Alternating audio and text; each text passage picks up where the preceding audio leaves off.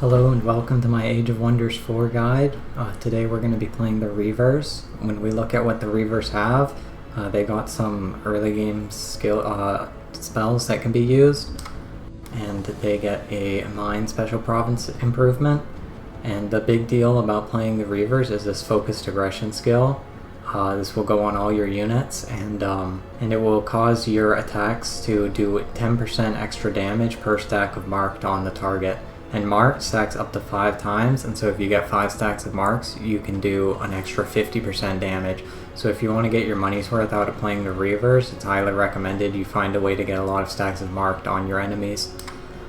When we're looking at the Reavers units, so these mercenary units, these guys are only a tier 1 unit, but they're extremely strong for a tier 1 unit. So I would recommend you use these guys a lot. They've got 3 armor and 2 resistance. They've got quite high health for a tier 1 unit, and they're pull arm units, so they're really good against cav. These scout units, scout units aren't good in combat generally, but these are probably the worst scout units in combat, so don't take these into combat at all.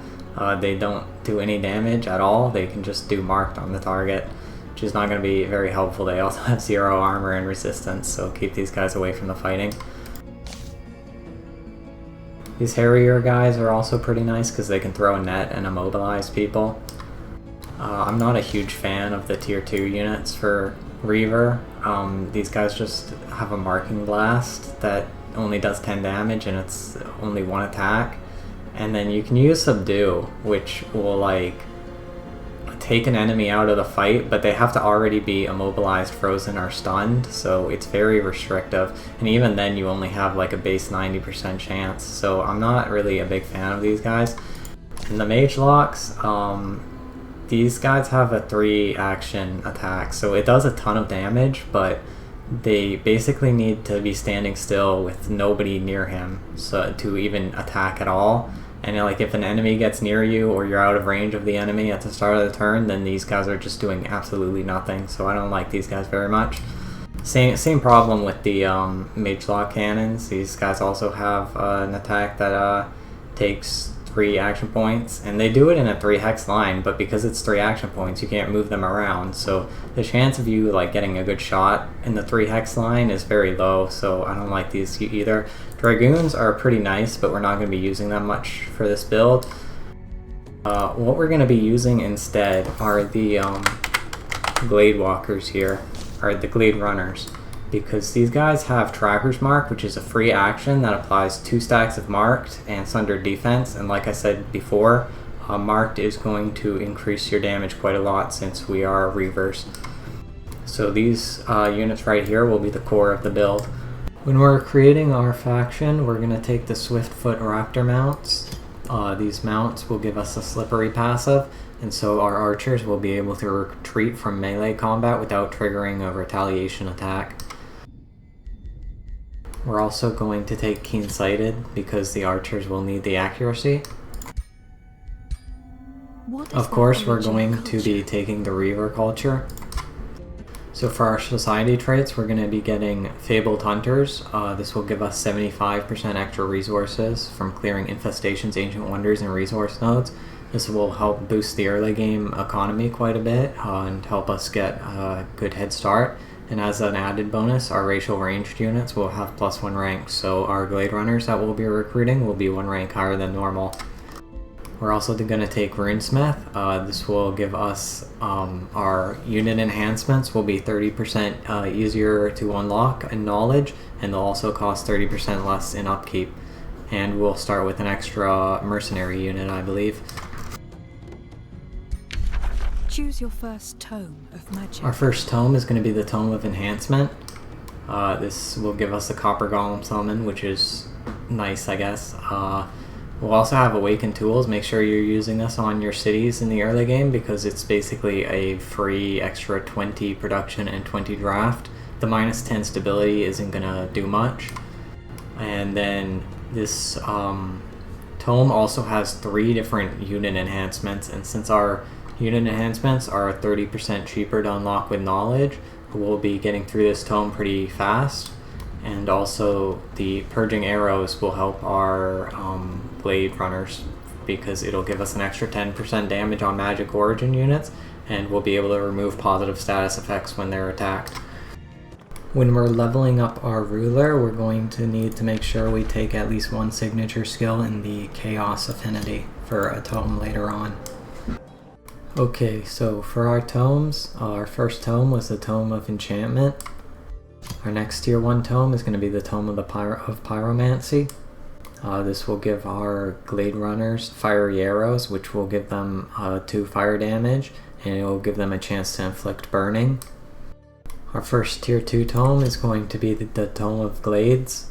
This will give us access to our Glade Runner unit, and it will also give us a pretty good summon, the Summon Entwined Protector. This is a great frontline unit because it will have 2 different healing abilities that'll put it in defense mode, and it's also a shield unit, so it's very tanky.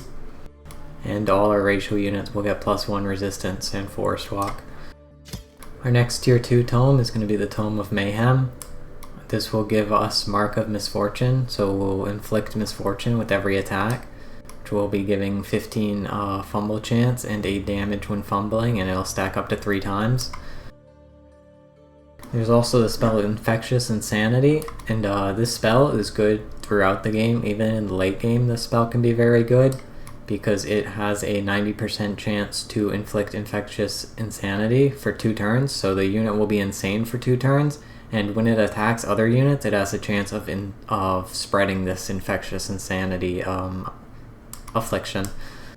And then even if the spell is resisted, the target will still get Insanity for 1 turn, so just use this spell on the biggest, baddest unit on the enemy side right at the start of combat when it's surrounded by its allies, and then you can potentially have it attack quite a lot of its allies and cause a lot of chaos for the enemy. Our first tier 3 tome will be Tome of Cycles. This will give us Projectiles of Decay on our Glade Runners, which will make them do 2 extra blight damage, and will give them a chance to inflict the decaying effect, which will cause enemies to take 10 blight damage per turn, and it will remove their ability to regenerate hit points from like regeneration or like lifesteal or anything like that. For our next tier 3 tome pick, we're going to go back and get another tier 2 tome, the Tome of Winds. This will give us some extra Materium affinity that we're going to need for our next tome, as well as the Seeker Arrows enhancement, which will give their units +1 range.